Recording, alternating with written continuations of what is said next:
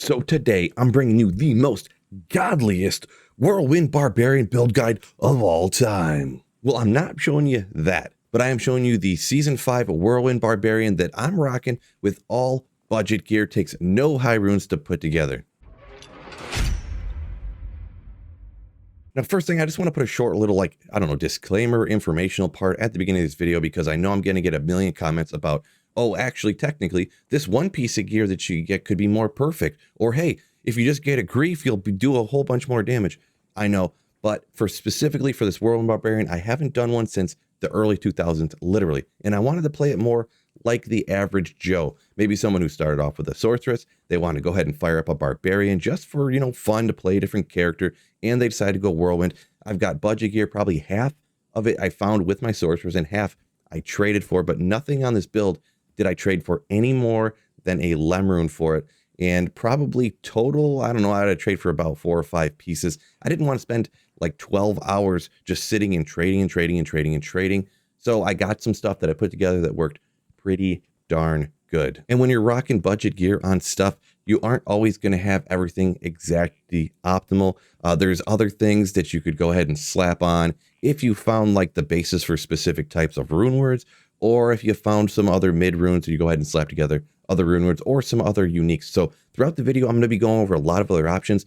There's going to be a lot more, even more options that I'm not going to mention, because when you're talking budget gear, there's a lot of different stuff. This isn't the absolute meta gear where it's, oh, you can only use grief, you can only use this armor, you only use that armor, and that's the best possible thing. Now, first off, where we almost always start with these type of build guides and like showcases, I guess. First of all, this is max Vita build, so you see we have a ton of points into vitality, and I just kind of have the minimum, or actually it's a little bit over the minimum in order to use my gear. I actually have the strength and dex a little bit higher in order to swap back and forth between a few different options so I could try them all out. It's only like 20 points over what the particular item I have right now is, but I just wanted to point that out for you. Resistances get pretty close to cap. Poison and cold are a little bit lower, but really fire and lightning are kind of some of the more dangerous ones. So it's nice that with this particular gear setup I got, that those ended up capped out. Now for the skill tree over here, we're obviously rocking Whirlwind Barbarian. So we go 1 points down to get to Whirlwind and go ahead and cap that out. There are absolutely no synergies for Whirlwind, so it kind of leaves you a lot of points to do other things with. I did go ahead and it was recommended. I kind of knew it, but it actually ends up being more useful than I really even anticipated. Just 1 point into Berserk down here. So if there's one individual monsters, you can just slap that monster with this, or obviously this transfers all the damage to magic damage. So if there's any physical immunes, stone skin stuff, you can go ahead and hit it with Berserk and it will chop it down much faster. There is also an option that you could do. It's been recommended from some people, but I didn't want to use the points to get down to it just yet, or even to really try it out. Maybe on single player, hop over and try it out sometimes. So I will note that I actually have not done this, but you could get 1 point down to Frenzy. You swing a few times with Frenzy, maybe with some weapons on your offhand, just to go ahead and get speed up so you can run around faster. You Whirlwind faster and you move just way faster, really. And then you Whirlwind through them after you Frenzy. So the Frenzy isn't really to do damage. It's just to get wound up and get moving a lot faster. Like I said, I did not try this, but it's been recommended by a lot of people and they said it was very fun. So I will just bring that information to you. Now jumping over to Combat Mastery, we are using Polearm here. Now, depending on what weapon you're using, it's whichever one of the masteries you're going to want to use.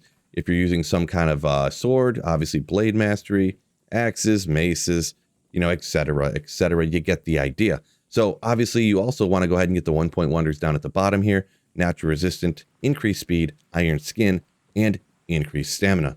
Now hopping over to the war cries, you obviously are going to want to come down and get yourself battle orders. I went ahead and maxed it out. That's what I decided to do to help out my survivability. You want to get 1 point down into battle command as well, increasing your levels. Now you can use Howl as well with just 1 point into it, so the radius on it and the duration that it lasts for didn't seem particularly useful to use. I did try it out, but feel free to go ahead and experiment with that as much as you want as well.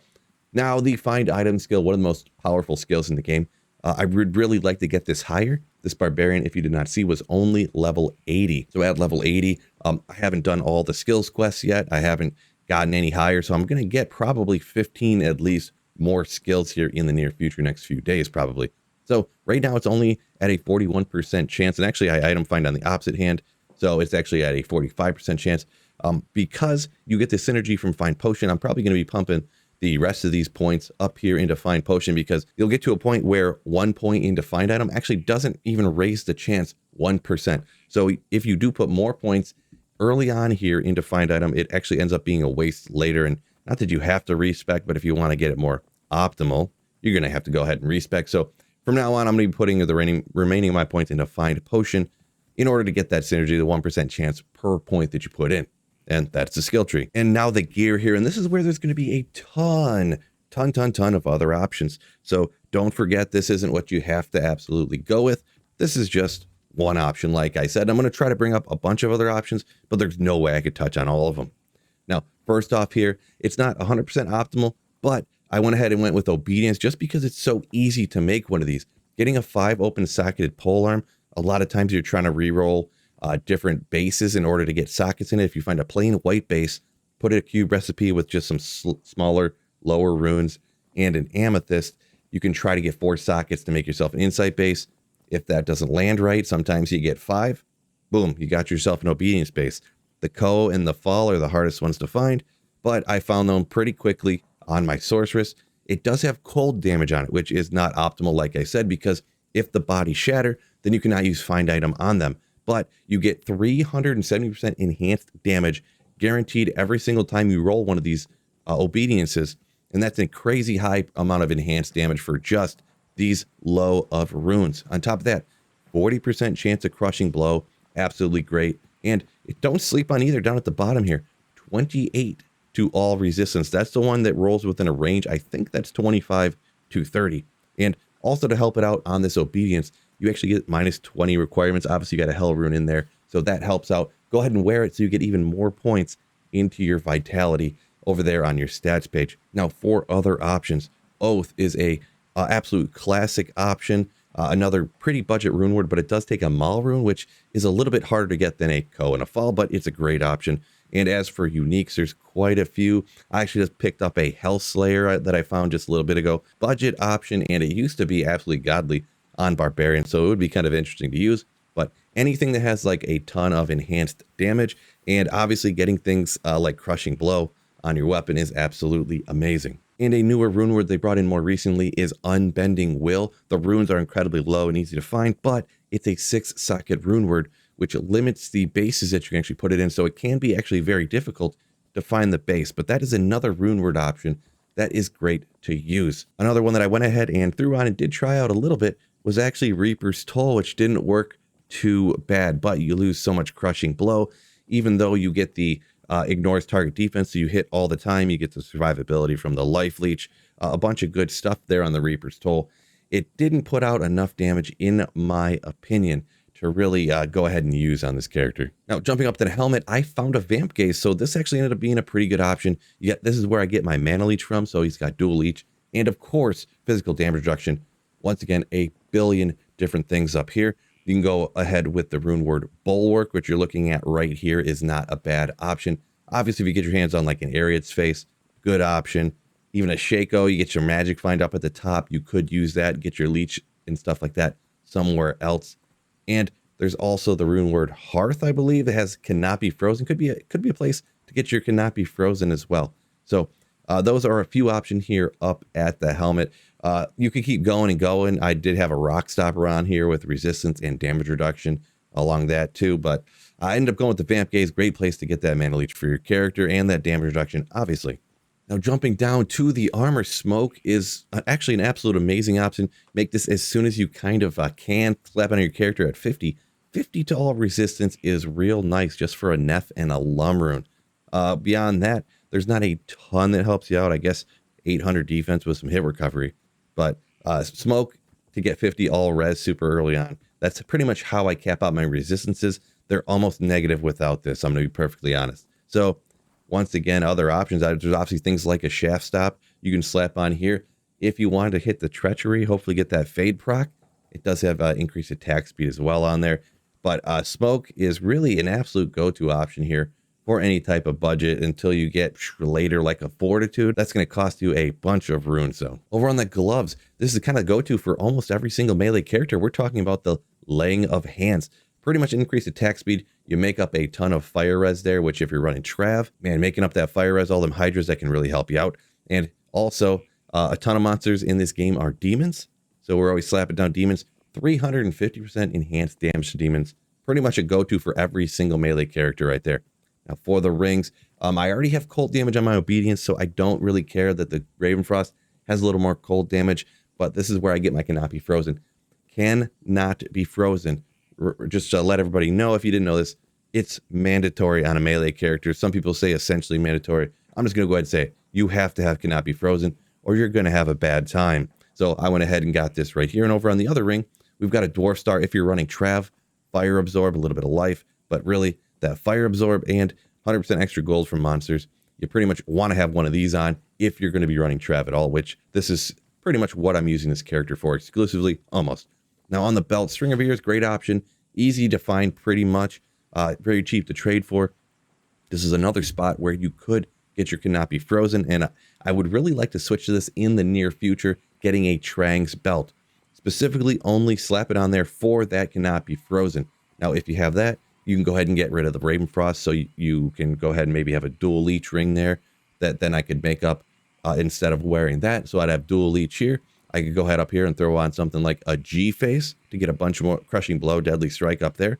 And if I swapped out the weapon and not have any cold damage over here, once I can get a better option, then I would remove all the cold damage from my build. But so far, I haven't wanted to spend the 50 hours of trading in order to get that stuff. But right here, String of Ears and other options, something like a Dungo, Verdungo's Hardy Cord is another great option with its damage reduction and vitality on there. Now over on the boots, there's kind of two main options you're going to want to try to get. Here we've got Goblin Toes, so 25% chance to crushing blow. And the other option is Gore Riders that have the 15% crushing blow, also having deadly strike, and then you can actually run faster as well. Beyond that, if you can't get your hands on those two, whatever the best rare boots you can kind of find is going to be your other option. Up at the Amulet, High Lords, absolutely amazing option. And yeah, I just traded a Lemrune for this. Feel like I got a pretty good deal. But even further in the ladder, these things drop in value for rune-wise anyways, lower and lower and lower. So go ahead and slap up there. Before this, I had just a 1-to-Barb Skills Amulet. You could always get a Blood Amulet and things like that. High Lords, absolutely amazing damage with that 30% chance to deadly strike. It's based upon your character level, but increased attack speed, skill, lightning res, an absolute amazing option for melee characters. Now down in the inventory, as for charms, I'm running Trav, so I got some gold find stuff, different variations of magic find stuff. We've got some life, and yeah, I actually have a nihilist charm down here. Yeah, I traded a Lemrune for this. You could go ahead and pull this out. And you can see the resistances aren't quite capped if you don't want to include this in a budget build. But like I said, week 1 of ladder, because of how they messed up, how the annies drop, they just give them to everybody for not literally free, but almost. Yeah, I just traded a Lemrune for that. I said, yeah, why not? You know, I'd much rather have this Annie than a Lemrune, so go ahead and hand it over. But if you can't get one of those, don't worry. Barb torches are incredibly cheap as well. Just hadn't been able to really take the time to get one. Barb torches are incredibly cheap to trade for, so I'd really want to have one of those up here as well. Now, it's actually pretty important to go ahead and look at the swap on this character, because over here, I mean, I just have a Spirit Sword, so I can use my item find skill faster, give me a couple skills when I'm battle ordering up and using item find. You could dual wield Spirit Swords over here, the budget version. This is a great option, but for survivability, this is absolutely like a cheat code for survivability on this character. Go ahead and run up and you use the life tap charges on all the different monsters. If you're out running Trav, you'll notice from any of the example gameplay, I run out, I cast life tap on everything, and then you essentially cannot die. After battle orders and life tap, boom, you're good to go. On top of that, if you're ever fighting any undead stuff, you don't leech life from things that are undead, but you do get life back from life tap. So if you're in like the Chaos Sanctuary, the different ghosts, the Death Lords and whatnot, those are all undead, so you won't be leeching anything from them. But you go ahead and life tap them, go ahead and whirlwind through them, and it keeps you alive. So this is the biggest tip for survivability that I could possibly give you. Shop yourself a life tap wand, really with any melee character, but here for the whirlwind specifically, and that will keep you alive almost perpetually. I still manage to find ways to die sometimes, forgetting to use my battle orders and things like that. But this is an absolute amazing thing to have just to put out there and survive forever. Now looking over at the mercenary, I went with Act 2. You could go with Act 5. He'll be putting out a lot of damage survivability depending on what gear you got. But I got the Act 2, and originally I was rocking the cold one. Now I have cold damage all over the place because my gear is not perfectly optimal. If you optimized it a little bit more, the cold will help you survive though, for sure, early on. So don't feel like you can't go with it, even though you'll hear the people that perfectly min-max their gear say you can't have any cold damage like that. If you need to survive early on, don't feel like you can't go with the cold one. But after you survive a little bit, get life tap wand, you can go ahead and pick one up. Go ahead and go with probably the Might Mercenary. I'd recommend. I've heard arguments for Blessed Aim and Defiance. So if you want to go with one of those as well to get more defense or to get more attack rating, you can do it. But I would recommend going with the Might Mercenary. Now, looking up here, you can put it together pretty much like any Act 2 Mercenary, but I actually found it a great option to go ahead and slap on the Reaper's Toll to keep a Mercenary alive a little bit better. Like when I go ahead and run Trav, even with this setup to try to quote-unquote survive better, he actually dies almost all the time. So I actually don't even bring him to Trav because I haven't been able to keep him alive until I get some more gear with, you know, more survivability on it. But that 13% life leech down there, it can roll within a range, but Reaper's Toll always has a ton of life leech. Unfortunately, the Decrepify overrides my life tap when I cast it. This will definitely keep him alive, and it's not that Decrepify doesn't help you at all already anyways. Other options over here, obviously, Insights over here is going to be great. You could throw an Obedience over on him as well, but this is just the setup I got. Rock Stopper I threw up here because this is what I found, and I wanted to use kind of as much gear as I found myself as possible, even though I did trade for some things.